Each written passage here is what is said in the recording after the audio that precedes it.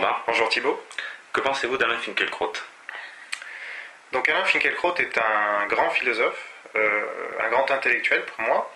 Il est un de ceux qui m'a le plus influencé dans ma vie, avec Edgar Morin et Raymond Boudon notamment.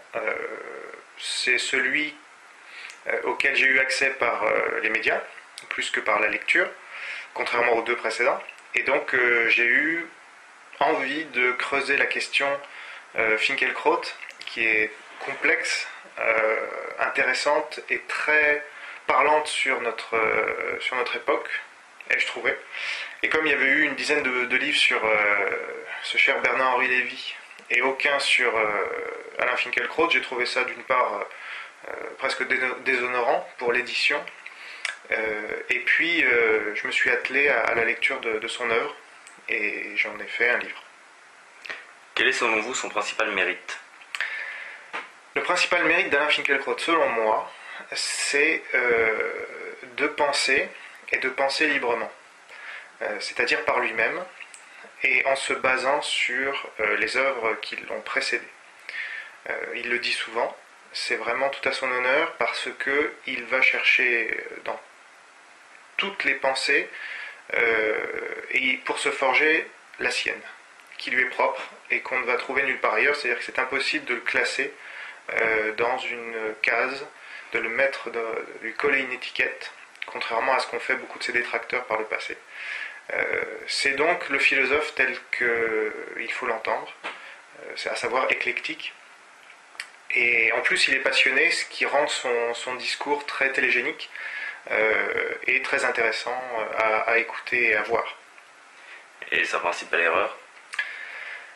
Alors sa principale erreur, c'est selon moi d'être pour la loi Guessot. Il y a une profonde contradiction à défendre cette loi d'exception des Juifs et au nom des Juifs. L'histoire de notre pays aurait dû nous faire comprendre qu'une telle loi d'exception des Juifs n'était pas concevable, n'était pas logique et aurait des conséquences funestes, à savoir à nouveau la discrimination des Juifs en France. À savoir que vous ne pouvez pas nier la Shoah, mais vous pouvez nier tout autre crime contre l'humanité et tout autre génocide. Donc c'est extraire les Juifs de la communauté nationale, et on l'a bien vu, c'est la matrice de toutes les lois mémorielles et de toute la judéomanie, et donc de toutes les discriminations et du communautarisme en France que cette loi a créé.